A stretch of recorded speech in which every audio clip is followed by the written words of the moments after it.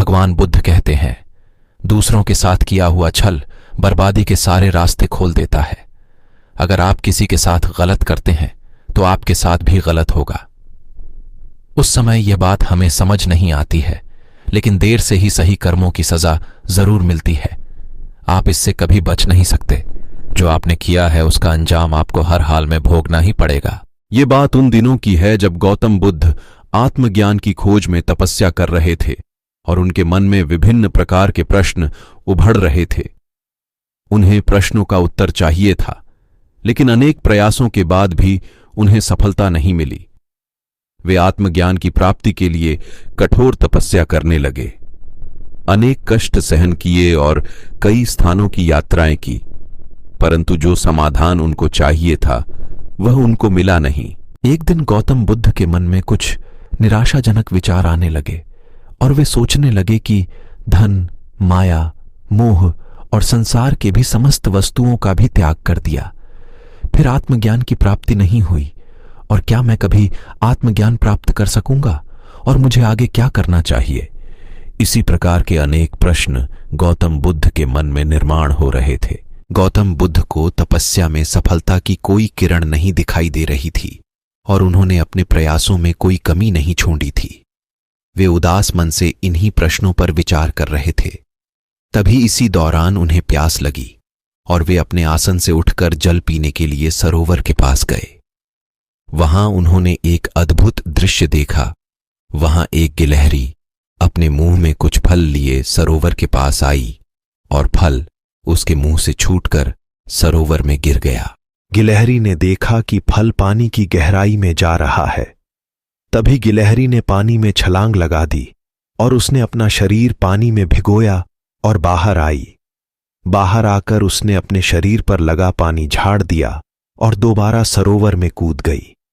उस गिलहरी ने यह कार्य करना जारी रखा। बुद्ध उसे देख रहे थे, लेकिन गिलहरी इस बात से अनजान थी और वह लगातार अपने काम में जुटी रही। तभी बुद्ध सोचने लगे, ये कैसी गिलहरी है जो सरोवर का जल कभी नहीं सूखा सकेगी। लेकिन इसने हिम्मत नहीं हारी और वह पूरी शक्ति लगाकर सरोवर को खाली करने में जुटी है। अचानक गौतम बुद्ध के मन में एक विचार का उदय हुआ। यह तो गिलहरी है, फिर भी यह अपने लक्ष्य को प्राप्त करने में जुटी हुई है और मैं तो मनुष्य हूं। आत्मज्ञान प्राप्त नहीं हुआ तो मन में निराशा के भाव आने लगे। अब मैं पुनः तपस्या में जुट जाऊंगा। इस प्रकार गौतम बुद्ध ने गिलहरी से शिक्षा प्राप्त की और तपस्या में जुट गए। फिर एक दिन वो भी आया जिस दिन उन्हें आत्मज्ञान प्राप्त हुआ। गौतम बुद्ध एक स्थान पर बैठकर साधना में लीन थे और कुछ देर के बाद उन्होंने अपनी आंखें खोली तो उन्होंने अपने प्रिय शिष्यों को अपने सामने पाया। सभी शिष्य गौतम बुद्ध से कुछ जानने के लिए आतुर थे। तभी एक शिष्य ने आगे बढ़कर कहा, हम जानना चाहते हैं कि उपदेशों का वास्तविक मूल्य क्या होता है।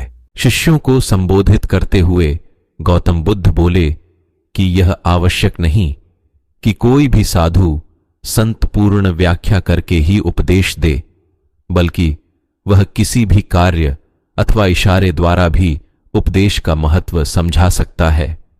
और इसी विषय में तुम्हें एक कहानी सुनाता हूं, ध्यान से सुनो।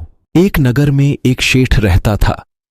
उसके पास अपार धन संपदा थी और उसका व्यापार दूर दूर तक फैला हुआ था। एक दिन एक साधु उसके दरवाजे पर भिक्षा मांगने आया।